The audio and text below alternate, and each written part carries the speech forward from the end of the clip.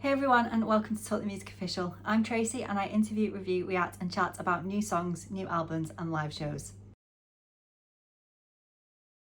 Today I'm going to be joined by Ollie Hayes, who's joining me to chat about his second album, Maybe This Is Meta, so you can find out more about the album, the songs on the album, and how it was produced. Let's get started. Today I'm excited to welcome back Ollie Hayes to Talk the Music to chat about his new album, Maybe This Is Meta. Ollie, welcome back to Talk the Music. How have you been? I've been very well, thank you. Thank you so much for having me back. Very excited to talk about the album with you. And yeah, how have you been? Yeah, I've been good. Good. Yeah, I'm excited to have you back on and to chat about the album. I'm looking forward to finding out more about it. Awesome. Thank you.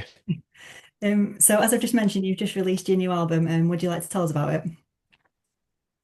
Yeah, so it's an album called Maybe This Is Meta, and it's got 12 songs that were written at the start of 2023, and they were all songs that were designed to be kind of performed live first. So my last album, The Dream, they were all quite produced and had a lot of production on them.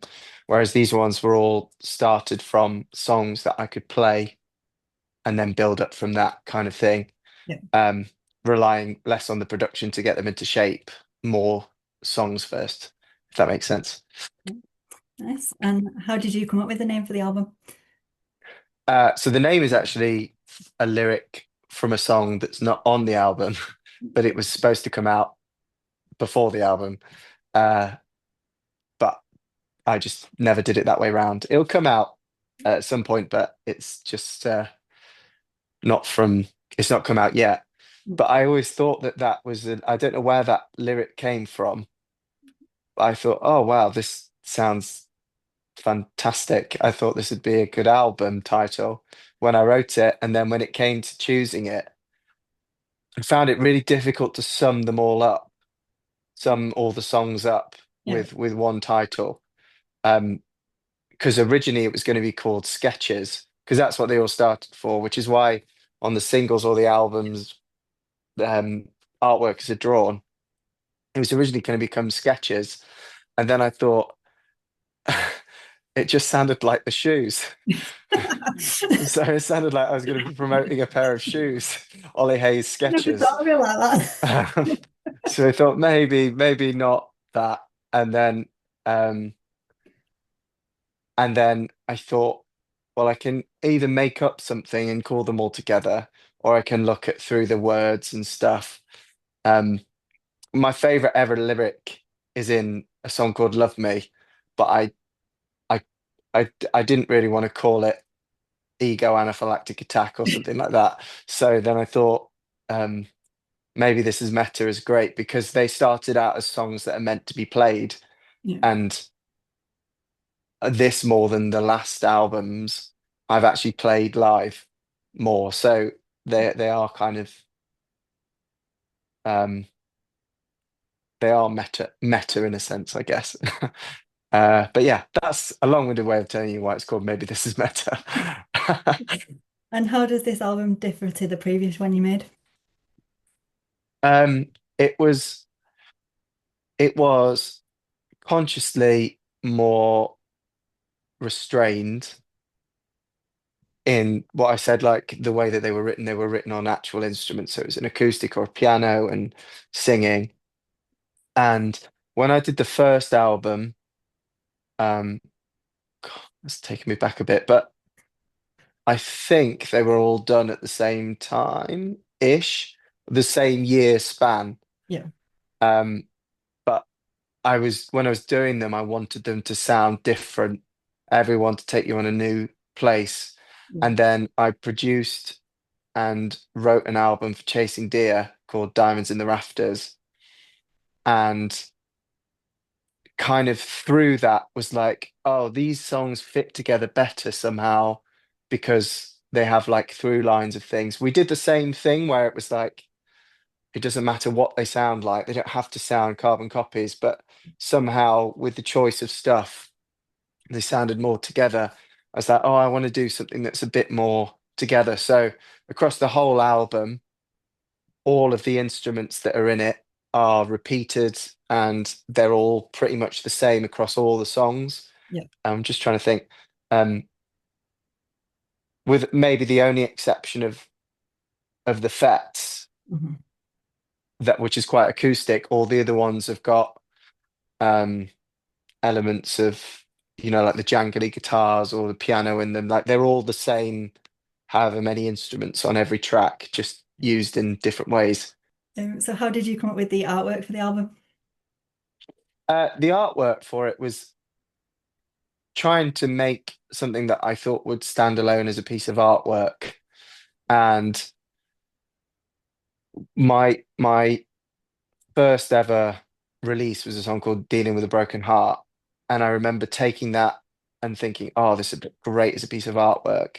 And it did look pretty good on like streaming, but it wasn't quite as wow Yeah. as I thought. So for this one, I was like, okay, I want to get the same feeling I had when I was thinking of that, but actually executed well Yeah. and done with something that you look at and it's like, oh, this is visually, it's intriguing, and it's also just shapes that are interesting.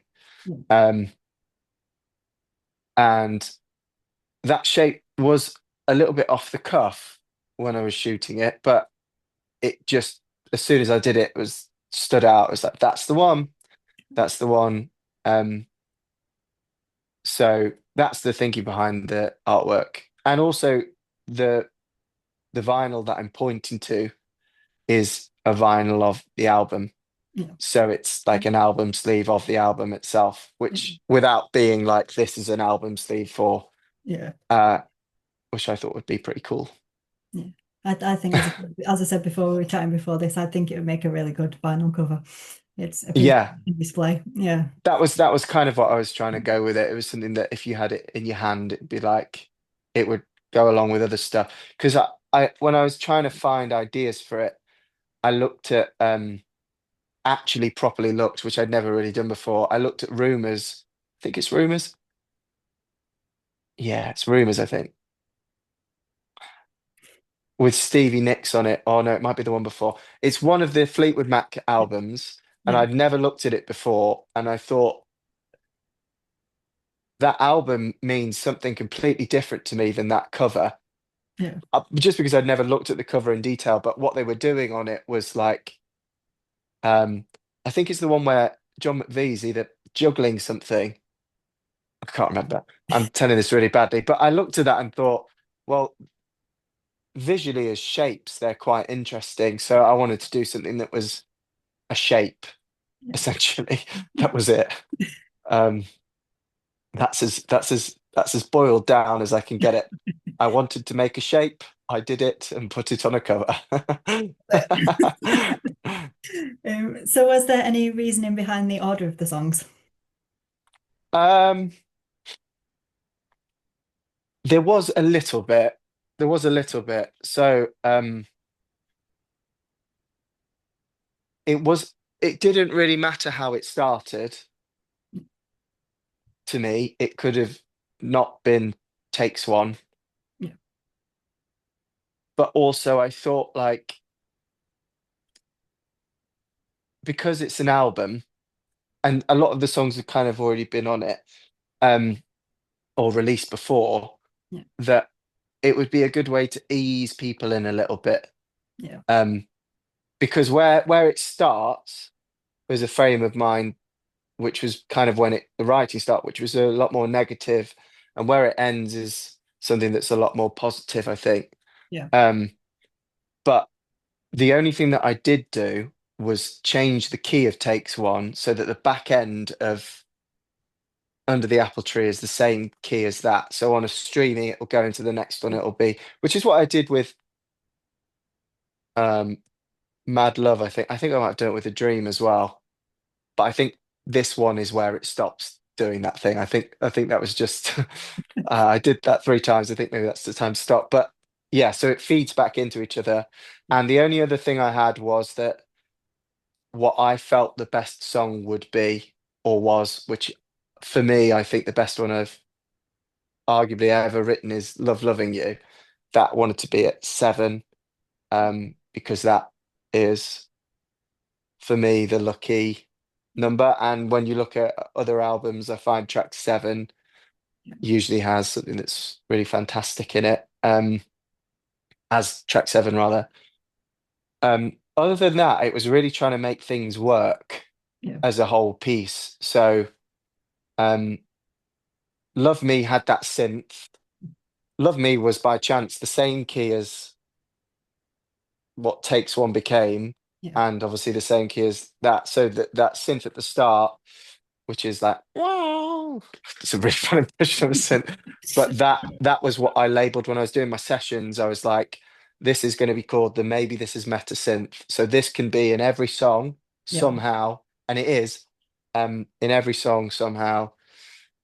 Um, but that meant that I could kind of drift into the next chunk of the album. But the rest of it was really trying to Yeah. um, serve the songs in the best order for the songs and also for the listener, I think. Yeah. Yeah. No, it flows really well to listen to it. Like, yeah. Oh, thanks. Um, Thank you. I think I mentioned it in the review that I did that the flow is Yes. really well. Yeah.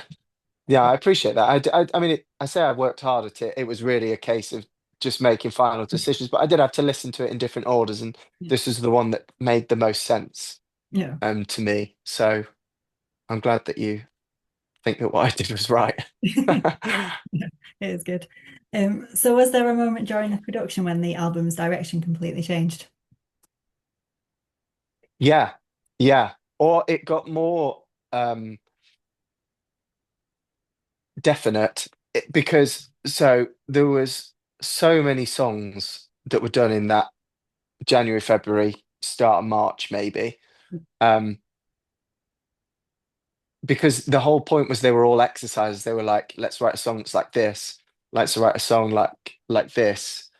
And like Wildflower was the first riff that I did right at the start of January, and it didn't get touched until March. Mm. Um, because the songs that I had at that point, I was like, there's nothing that's like upbeat and thingy. So that was um kind of changing all the time. But there was a point where I had a song called Love Me and then a song called Ego, um, which were really dark and kind of not necessarily dark, but the subject matter was, and I was like, okay, this is the way, these are great, this is the way I'm gonna go. And then, as I said, just through writing them all, just I got lighter as a person. I think I just got less angsty and angry about what I was writing about, and um, it became more. I wouldn't say fun, but it became more. Um, that I wasn't just telling negative stories. I was telling like uplifting ones. Like for me, Dinner in Joburg is um, something that happened in real life, but the way I described it in the song is kind of exactly what happened. Yeah. And there was nothing angry or angsty about that dinner that it was when it was happening. Like there was no negative things to talk about. Yeah. Um, so I think I just lightened up over the course of writing all these songs. Maybe I got all the problems out in writing them, but uh, it's yeah, it certainly started off with a darker tone and then became like, well, if I'm going to play these songs, I can't be like sad all the time. So yeah. Cool. And which song on the album feels most personal to you and why? Um, well, some of them were exercises. Um, I think, but this is just for me. But I think the Fets is is a song um, about something that used to happen in my childhood all the time, and it's about every year. I didn't do it in 2025, and I've kicked myself for it. But every year I do this really long walk out to where the Fets are, and the song is just when I hear it and the way that it's produced, I can take myself back to a Oh, really sunny day in July, walking down country roads in the middle of nowhere where nobody's. So that one I think maybe is personal to me personally, and I like that because it takes me back to a really specific place that I feel really content and um yeah, really happy when I think about that song. But then, I mean, they are some of them are really personal yeah. and slightly twisted, and then other ones are exercises. Okay. Like, I mean, they're going to mean different things to different people, so I don't want to stand on what all the songs mean too much. But Yeah. like, Houseplants was a title, The Yeah. Hut was a title, Yeah. and then the stories within those songs were just trying to serve getting back to whatever that title meant. Yeah. They're not really, they are just songs that were exercises to get a song. And then obviously there's bits of me that's in it, but it's not like the Fets, which is something that happens Yeah. to me and something that's really specific. So yeah. Yes. And which song took the longest to complete and what made it challenging? Hmm. Well, it's a tie, I suppose. It's not a tie, really. Um, Wildflower started at the first sessions, dum ba bum bum ba da da da da da da, Yeah. was recorded, and it just wasn't touched. Not for lack of wanting to touch it, it was just not completed until March. But actually, and this one does count because I was discounting in my head, but it does actually. Under the Apple Tree was started and pretty much in my head finished in 2013, Mhm. and it had just been lying around. And what the first verse is about, I still know what all the things in that are about. Yeah. But then what I thought was really cool about that song was coming back to it. It would have been 10 years later, and Yeah. the second verse is so much more knowing of what I was trying to say in the first verse, Yeah. which still stand by makes sense to me. But the second verse is with like the wisdom that the original second verse didn't have. And there was like sometimes it happens with songs as well, where you can sit on them and be like, okay, this is done. And then all of a sudden you'll come back to it and like you go, oh, why did I never say this? This makes it make more sense in the context of everything. And the thing that made it more sense was, um, I've got to think of the lyrics. Um, the rule of school is fools are cool. And then life became a lesson when my youth began to burn. Now that was something completely different that never really made sense. But the fact that it's life became a lesson and the school thing took I mean, I wasn't on it for 10 years. That's not how slow I am, but it took me 10 years to make Yeah. that connection and go, oh, why don't you say that? Because it makes more sense. Um, and there's some other cool stuff, personal stuff in that song that's really great. Um, right at the end of that song, that's a sample of my gran whistling.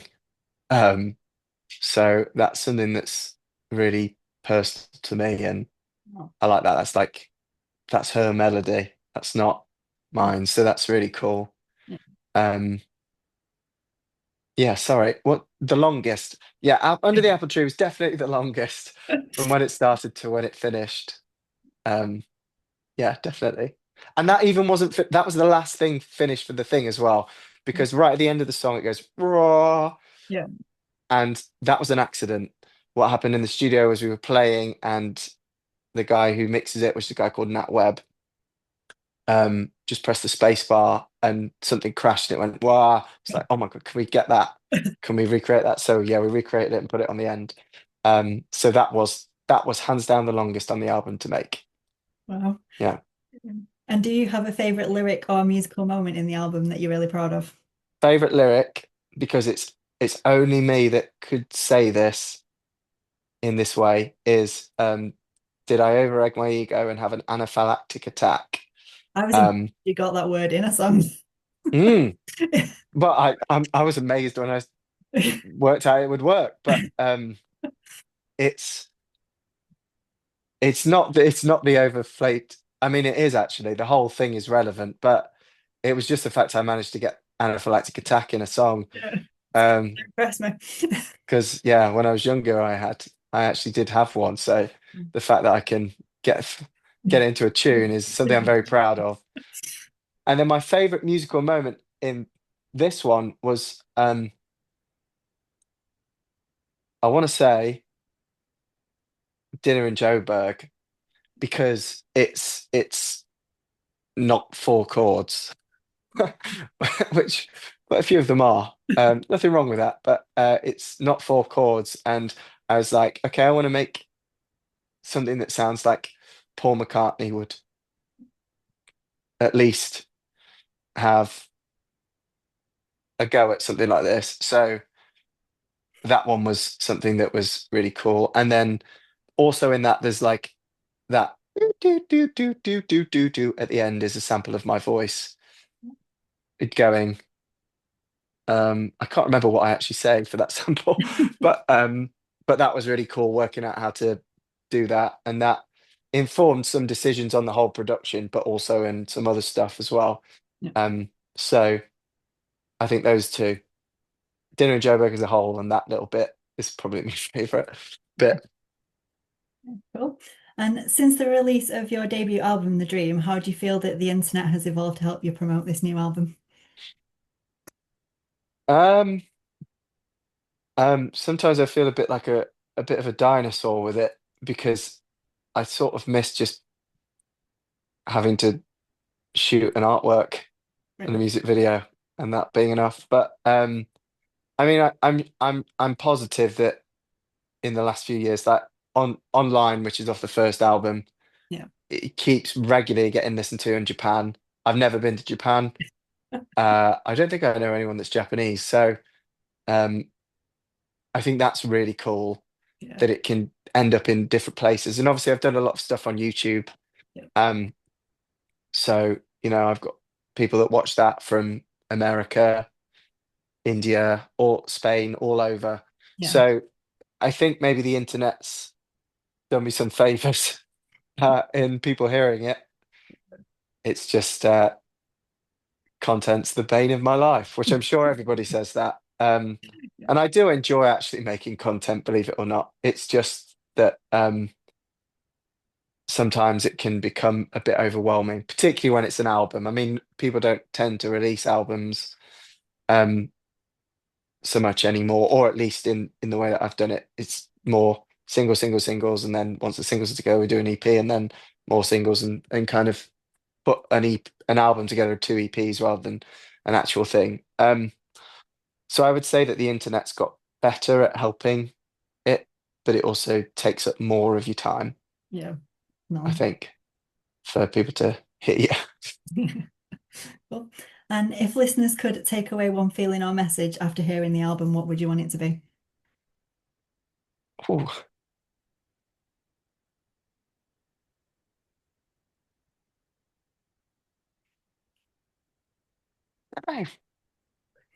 I suppose maybe, I mean, I know this is a bit cliche, but I do mean it. It's like love is everything. So, um, Charlie, Charles Darling, who you've had on Yeah. um before, um, we used to discuss songs and things. I can't remember who said it. It was me or him, but it was that songs are always love because you've got to love something enough to sing about it. You can hate something and not sing about it. Do you know Yeah. what I mean? There Yeah. has to be that emotional tie. So that would be my only thing with it. It's just go away feeling a little bit better about your day and yeah, go share it as, you know, I go like spread some love, or rather go spread the album yeah. and then go spread some love. Um, but I think that's all because they're like I say, it's not a necessarily deeply personal record to me. And I do feel really removed from it now. It was a long time it was written ago. So I do feel very removed from it. It's more an album that